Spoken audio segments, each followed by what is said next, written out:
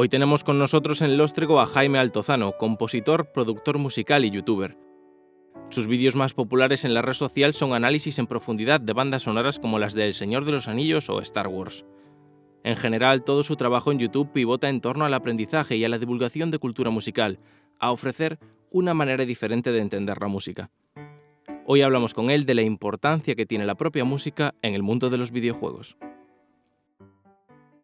Bienvenido, Jaime. Empezamos hablando de YouTube, si te parece, ya que recientemente tu canal se ha convertido en un referente en cuanto al análisis de cultura y conceptos musicales en un contexto un poco más profundo.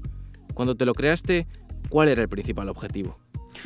Pues mira, yo lo empecé al principio sin tan siquiera hablar a cámara ni explicar nada. Simplemente me grababa a mí tocando el piano y lo subía. Y entonces de pronto un día, casi un poco por accidente, por casualidad, subí un vídeo.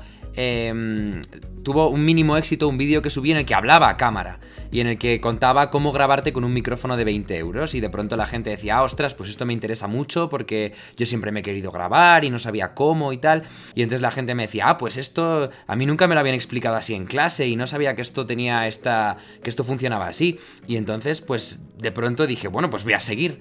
Pues esa línea claramente claramente era el destino del canal, ¿no? Pero yo al principio no lo veía así, no tenía ninguna idea de dónde iba a ir. Saltando directamente al tema de los videojuegos, ¿los procesos de producción en este tipo de contenido son iguales al cine, que es un tema que tú tratas a menudo? ¿Qué cambia?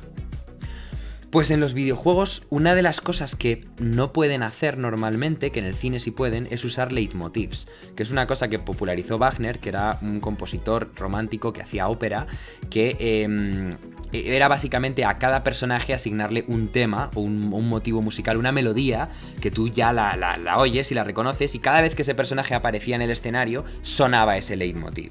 Entonces, eso permitía a la música ir contando la trama en paralelo a lo que iba ocurriendo. Tú te podías tapar los ojos en una ópera de Wagner y solo escuchando, sin entender la letra, solo escuchando las melodías, ya sabías que si sonaban el tema del bueno y el tema del malo y el tema del conflicto, pues que estaban luchando el bueno y el malo. O sea, era una cosa muy de lenguaje, muy programática.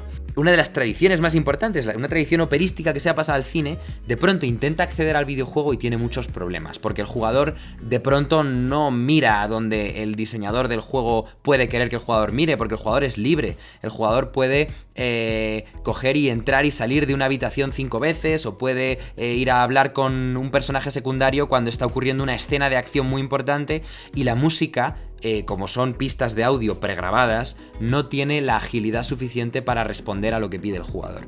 Por ejemplo, una de las ventajas que tienen los videojuegos es que el jugador puede en muchos casos elegir hasta cierto punto la banda sonora. No solo que la puede quitar y poner on y off en el menú, sino que además hay videojuegos en los que el jugador lleva una radio, por ejemplo, y se va poniendo música de fondo y puede elegir qué emisora suena.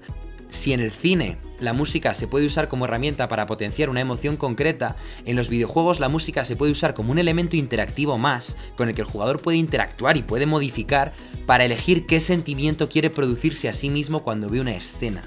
Y eso es una de las muchas ventajas y diferencias que tienen los videojuegos respecto al cine. Cuando hablamos de videojuegos más retros, sobre todo en la categoría de los 8 bits, a menudo nos resulta muy sencillo identificar el título con la música. Super Mario, Tetris, Pac-Man son realmente reconocibles. ¿Eso es por pura repetición o hay algo más? ¿Cuáles eran las claves para componer un tema de 8 bits? Pues mira, esa es muy buena pregunta. En los juegos 8-bit lo que pasaba es que tenían consolas que usaban sintetizadores, que es básicamente un aparato que crea una onda, y en aquella época era una onda de manera muy cruda y muy básica, que tenía una sonoridad muy característica y era siempre la misma. Y con eso tenían que hacer todos los sonidos, incluyendo los sonidos de salto, de power-up, de muerte, de menú, y además toda la música, todo tenía que ser de esos 4 pitidos, ¿no? Por llamarlos de alguna manera. No podían apoyarse en la armonía, porque tenían a lo mejor 3 voces de las que disponían, y la armonía crece a partir de las 3 voces. A partir de 3 notas formas un acorde, pero hay acordes de 4, de 5, de 7, de 9. Lo que hicieron los juegos 8-bit es que hicieron como una vuelta al clasicismo musical, como si de pronto empezaran desde la época de Mozart. Y Mozart, por ejemplo, es uno de los compositores mejores melodistas que ha habido en la historia de la música. Es un tío del que puedes citar 10 o 20, todo el mundo se conoce 10 o 20 melodías muy, muy, muy pegadizas. La melodía es al principio, por donde más entra la música, en un principio. Cuanto más te sofisticas, pues más cosas te pueden interesar y te pueden abrir la mente. Pero en un principio la música entra por una melodía que sea bonita y que sea agradable. Y entonces los maestros del 8-bit, los que no eran buenos melodistas, no podían hacer nada, no podían ni empezar a competir. En cambio, ahora mismo, en los juegos de ahora, tenemos de todo, y tenemos gente que no es buena melodista, que es muy buena produciendo música, que es muy buena haciendo colores, haciendo texturas, y pues su música pasa un poco más sin pena ni gloria por los oídos de los jugadores.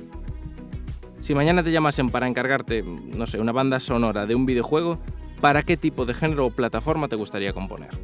Pues a mí me encantaría que me encargaran una banda sonora con estilo 8-bit, pero realmente pienso que es imposible hacerlo mejor que Undertale, entonces eso me echa un poco para atrás. Pero, por ejemplo, me molaría una banda sonora tipo pop indie, como la de Life is Strange, que es un rollo muy distinto a lo que suele ser como normal, porque pues es una historia de un adolescente en un instituto, tal, y entonces le ponen una banda sonora muy de drama, de serie de Netflix de adolescente de instituto, ¿no?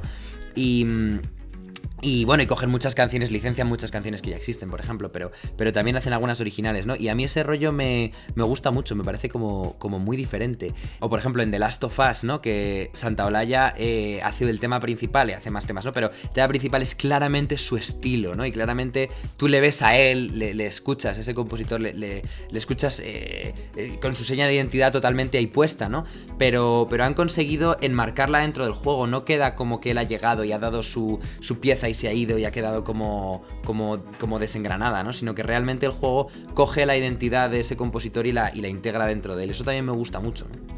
Hoy en día y cada vez más están apareciendo pequeños equipos de desarrollo que se animan a producir videojuegos. Son los conocidos como indie. ¿Qué consejos das a estos creadores? Probablemente con pocos recursos, pero con muchas ideas, para que la banda sonora de sus juegos sea algo relevante y bueno. Yo lo que aconsejo siempre es tomar referencias, es ver quién ha hecho esto bien antes que tú y cómo puedes sacar las ideas útiles, que realmente sean ideas, cosas que les han funcionado, que no sea copiar. Claro, una productora indie, tirar de la estética retro siempre te va a dar la posibilidad de que en la música puedas tirar de sintetizadores, ¿no? Que no cuestan lo mismo que llamar a músicos de estudio a un estudio a grabarles, ¿no? Eso no se te sale de presupuesto, ¿no? Pero también hay que abrirse un poco más. Y ahora mismo, por 50 euros, tú puedes tener equipo suficiente de grabación para grabar un teclado y una guitarra con una calidad buenísima. Entonces ya el tema del presupuesto ya deja de ser tan relevante. Porque si tú puedes grabar, incluso te diría que una voz, puedes grabar voz, guitarra y piano con más o menos buena calidad por 50 euros, incluso a lo mejor un poco más, pero 80, ya tienes micro y tarjeta con ese dinero que te funciona, ¿no? Pues ya realmente no tienes por qué tirar siempre al 8-bit, no tienes por qué tirar a lo retro, puedes abrirte a cualquier cosa. Ni siquiera el propio Undertale utiliza todo el rato 8-bit, ¿no? El propio Undertale utiliza guitarras reales, acústicas, grabadas de verdad, y utiliza instrumentos reales muy concretamente para sitios puntuales, ¿no? Es posible también que el jugador desactive la música en un juego y se ponga su propia lista de reproducción. Contra esto, ¿qué deben hacer los creadores? ¿Deben aceptarlo y descender la producción de la banda sonora a un segundo plano o hay algo más? Mira, pues yo ahí lo que me centraría es en crear un tema principal para el juego que sea la cosa más carismática que ha pisado la faz de la tierra. Un tema como el del Angry Birds o un tema como no sé qué te puedo decir, el tema del Super Mario, el principal, ¿no? Dos o tres juegos que se me han venido a la mente son, por ejemplo, Minecraft y Oblivion. Y Skyrim, ¿no? Oblivion y Skyrim tienen unas bandas sonoras ambientales que también, como es un mundo abierto, no es MMO, ¿no? Pero es un mundo abierto, la gente pasa mucho tiempo en el mundo abierto y es posible que alguien se mutee y se ponga una música para ir a explorar, ir a grindear o lo que sea. Pero para mí, por ejemplo, siempre vas a tener jugadores como yo que sin esa banda sonora yo no me habría jugado el Oblivion ni el Skyrim. Y Minecraft, por ejemplo, es un juego donde la banda sonora la gente la obvia, nadie la conoce, nadie la recuerda, pero para mí es importantísima. Claro, siempre vas a tener jugadores para los que justo una cosa sea más importante y entonces tendrás que sacrificar porque no puedes hacerlo todo perfecto y tendrás que sacrificar a parte de tu público. Pero lo que no puedes pensar nunca es que eso es un sacrificio gratuito. Siempre va a haber un público que, aunque mucha gente se mutee la banda sonora les cambia por completo la experiencia de juego. Y te lo digo como experiencia de gamer músico al que claramente eso le ha pasado muchas veces, como de amigos músicos que les ha pasado exactamente lo mismo. Ya para terminar, ¿puedes nombrar algún juego que haya conseguido cambiar tu manera de ver las cosas? ¿Que realmente te haya cambiado? Pues te voy a poner un ejemplo, pero que realmente podrían ser dos, que son los dos juegos de Jonathan Blow. El primero es el que te quiero poner, pero el segundo también me valdría, que es el segundo es The Witness, que es reciente, pero el primero es el Braid. Y el Braid es un juego que ya tiene sus años, no sé si tendrá ya una década o quizá menos, no lo sé. Yo empecé a jugar al Braid pensando que era un juego de puzzles.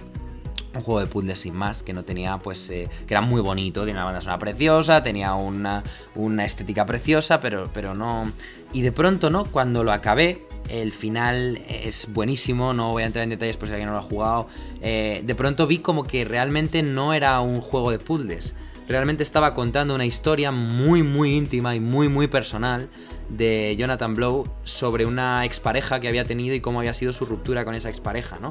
Como que básicamente después de jugar a ese juego, que me dejó tan alucinado lo artístico que era, la profundidad artística que tenía, no solo me hizo pensar que claramente nunca podría ya decir que los videojuegos no son arte, o que hay libros que son, o sea, como que los libros son una forma de arte superior, o el cine es una forma de arte superior, o la música clásica es una forma, que no puede haber una forma de arte superior a eso, está claramente al nivel de cualquier otra forma de arte, ¿no? Sino que además me hizo como... te quita todas las excusas para hacer algo mediocre durante el resto de tu vida, porque después de ver cómo una persona es capaz de sofisticar un juego de puzzles en una reflexión tan íntima, profunda y brillante, pues es que cualquier cosa que hagas, o sea, claro que voy a hacer cosas mediocres a lo largo de mi vida y todo, y claro que hay proyectos a los que me enfrento sin ilusión y que simplemente los hago y los hago para salir del paso porque hay una deadline, pero no hay excusa. No hay excusa para no coger cualquier cosa que pueda ser...